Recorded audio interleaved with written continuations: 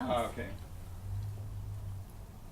Well, I think, yeah, as well.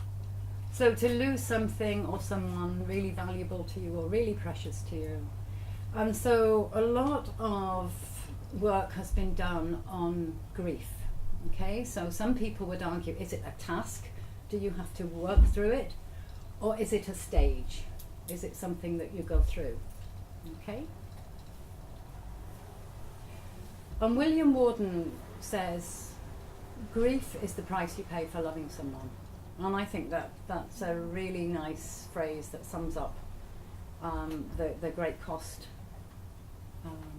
of grieving for someone.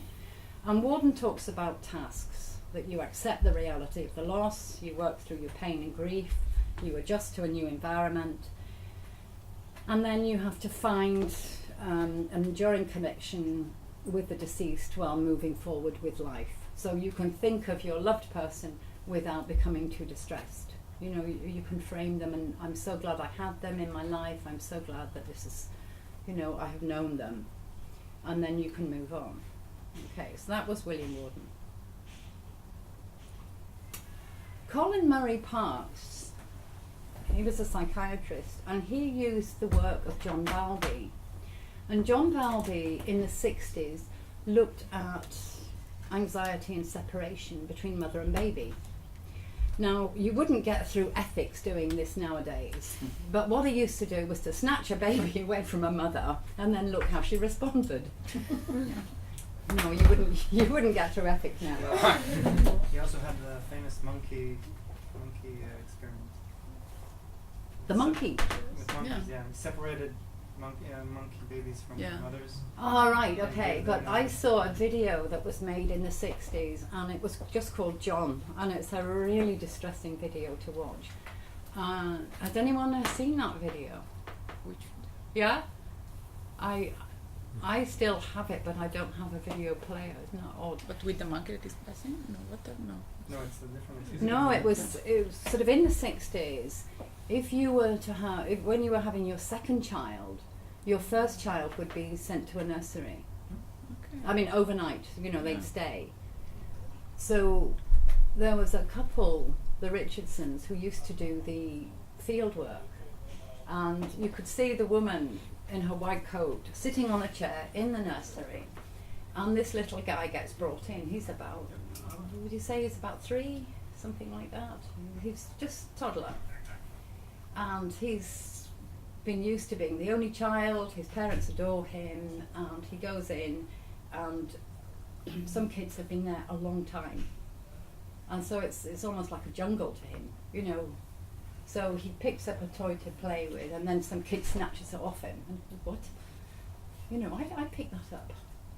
But then, and you watch him becoming more and more withdrawn. And he starts to try and get comfort from anywhere he can. And one clip in the video, he goes up to the researcher and he's grabbing onto her white coat. And she said after that she never ever wanted to have anything to do with this kind of research again. She just found it so distressing. But she couldn't, because she was supposed to be doing a sort of ethnographic study. She didn't engage with the child at all. And then when finally the father came to pick him up, he was just a changed boy. You know, he just couldn't understand what had happened to him. And I often wonder what happened, because that guy must be, well, he'd be really clocking on now, he'd be middle-aged now. And you wonder kind of what effect that had. But Bowlby's work was a springboard for Colin Murray Parks to say, if this is how separation happens between mother and baby, this is likened to when you lose somebody really significant, and that you would go through these stages. And he talks about shock and numbness, you know, you can't believe it, it's not happening. And then this searching. And in the 1980s, I did some research on spousal bereavement in the over 60s, because in the 80s, over 60 was accepted to be older people. And I thought it would be really hard to interview people. And I contacted the palliative care department in the hospital, and I wanted people who'd been bereaved up to 6 months and up to 18 months, so there would be a birthday and a Christmas involved. And I couldn't believe the amount of people that wanted to speak to me. And it was really what was significant to them, what helped them or didn't help them, you know, when they suffered their bereavement. And one part of it is I would give them some of the stages of grief and say, have you ever felt that way? You know, have you ever hallucinated? Have you ever laid the table for the person? Have you ever? And people were genuinely relieved, and they'd say, I didn't know that was normal. You know, I just kept quiet, and I didn't. Sometimes I think I see my wife in the street, or I sometimes think I hear her voice, and I didn't know that was normal. And actually, when you look on the Marie Curie website now about grief and loss, everybody's grief is very individual. And one of the best books I've ever read about grief is a book by C.S. Lewis. He wrote a book called A Grief Observed, which is a very thin little book, and he describes his own grief when his wife died. And it's a very moving, very powerful book, but he says basically you can just throw away all these stages, you know, absolute nonsense, that sometimes I forget about my wife and I'm laughing and joking, and then all of a sudden he says I'm like an ant in the mouth of a furnace, and I'm completely and utterly consumed by this feeling of loss. And it just happens like that, you know, so. But the thing that I wanted to tell you about stages is Elizabeth Kubler-Ross. Now, Kubler-Ross, now this is the white middle class research. I'm going to not clue Kubler-Ross, I'm afraid. And it's what Piero was saying about the sort of gentrification of doing research on a set group of people. But Kubler-Ross didn't say that this happened for everybody, but she came up with these stages. And if you ask, especially nurses, what do you know about grief or stages of grief, they'll all say, oh, Elizabeth Kubler-Ross, and the first stage is denial, and the... And the reason was, when this work came out in the 70s, nurses were getting more intense duties, and they were having to have more difficult conversations, I would say, than they historically had in their role. And they needed something, and I would say that I was in that same bracket. You needed something to get hold of, you know, and this made a lot of sense. But it almost became, you know, gospel, that you weren't allowed to be in a bad mood because, oh, you're in the anger stage, you know, I understand. You know, you hang on a minute. And this was taken really literally. And one of the things that people don't know about they can tell you all about the denial, anger, bargaining, depression, acceptance. And her work was beautiful. There was a lot of examples she gave, that she was talking about an opera singer who had cancer of the vocal cords, and she was going to have her vocal cords removed. And so at first she was denying it, and she said, oh, you must be wrong, you know, and then she was angry, this can't be. And then the bargaining was, oh, let me just do one last performance before you operate. Let me just, you know, and there was always a kind of, just before you do it, let me have this one last chance. And then a depression. And there was a reactive and then a more endogenous type of depression. And then Kubler-Ross says, people reach acceptance. Okay, so that was the model, that was the framework. But what she said was that hope runs through at all stages. But like I say, this was taken almost as a mantra, and I would suggest that it could be quite damaging. The model I like is Avril Stedford's work, and I use this with my spousal research. And this was how she defined loss and grief and bereavement in spouses or in close couples, whatever the relationship. And she says, there you are, two separate individuals, two circles.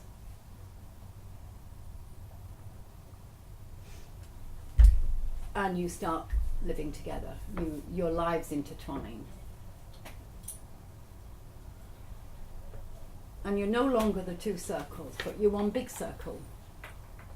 And your lives are inextricably linked.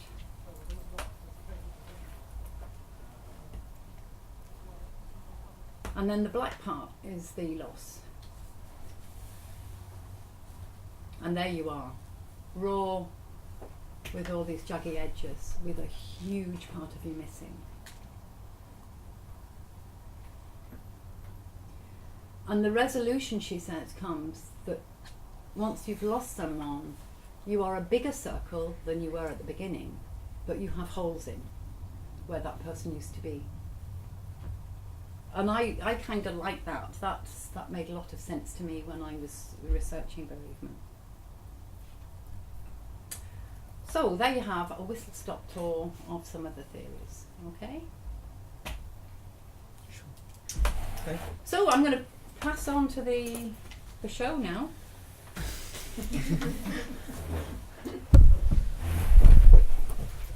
And then any questions you have, we'll just leave right till the end of the whole session.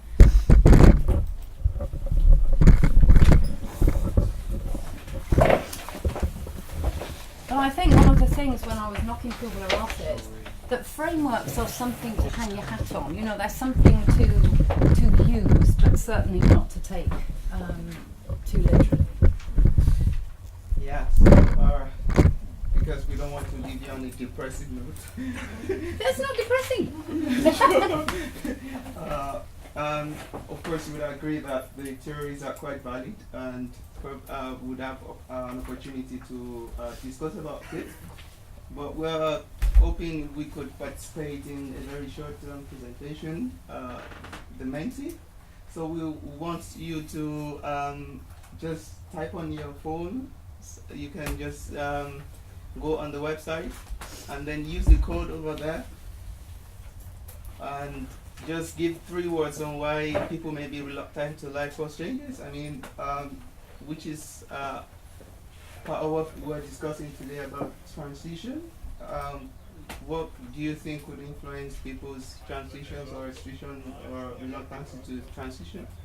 And then, yeah, we'll pick it from there. So why people may be reluctant to have a question? Yeah, if my phone is working, maybe. Could be taxi. Yeah, just any word you think.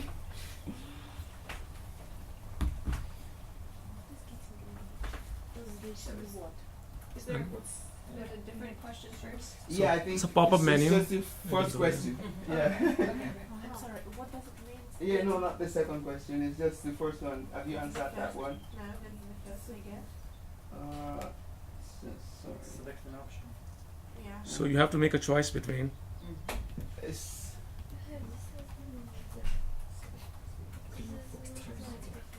The most difficult transition. Yes. oh, okay. Is that the question you have? Ranking Okay. Yeah. of the most difficult transition. Most difficult. Nasir? Yeah. I thought we were supposed to do the first question. It is the But first the question. most difficult in that we experienced or that's- in that's the general? second one. Right. Like in our opinion or in I'm general? doing it in general. In general, You really haven't experienced all of them yet. Maybe, who knows? You actually didn't read them all, yeah. I've got having a baby. This should be independent. We And just want to, yeah, thinking.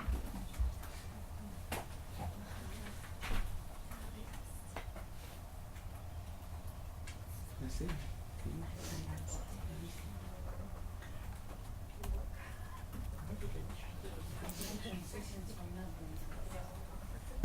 shall we close? Everyone is Yeah.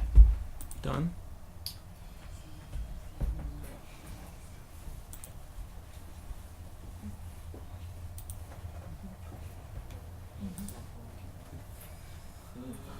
Let's see.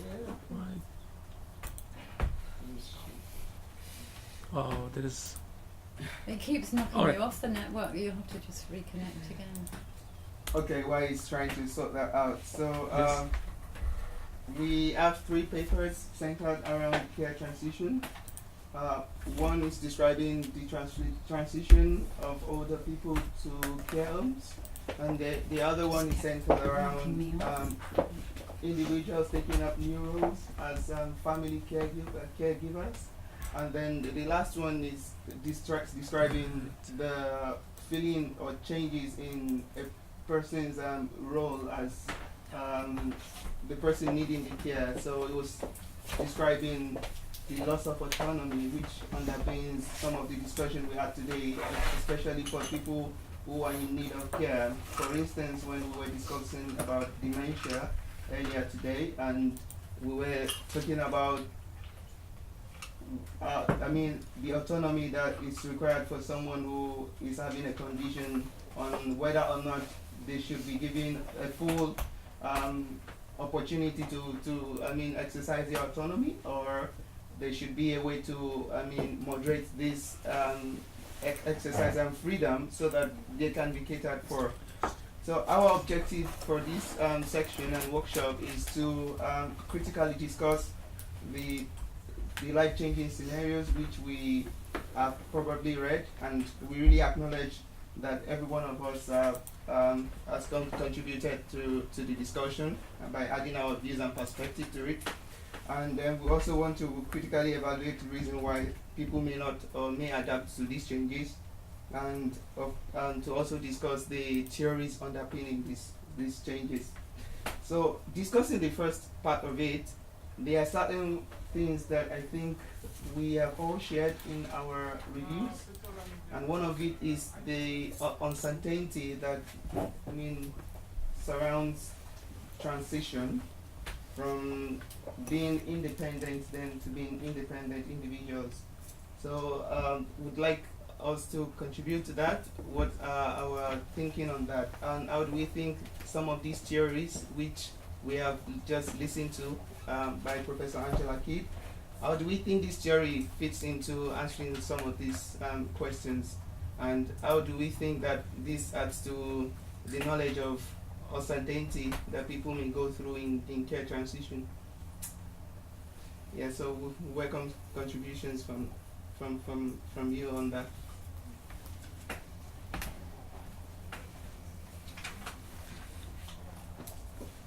We can start with the questions if you have related transition, care transition, and then we can discuss one by one.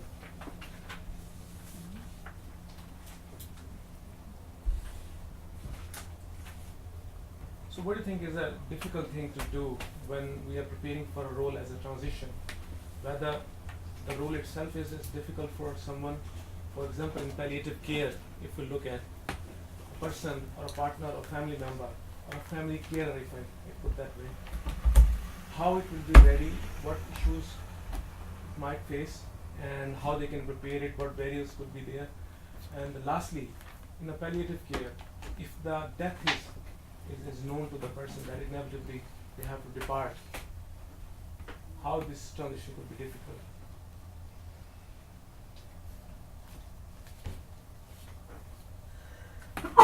I can start with an example, and that is that, for example, there is a couple, and that couple would take a male and a female, and female has a condition which could be life-threatening, and male knows about that condition, and then he is still going to provide care as a family member to that person. What insecurities will be there because there will be new responsibilities, new role as a transition, and then in last he knows that inevitably they can be like together for like 1 year or 6 months. Huge pressure on that as well, and especially getting ready for new role.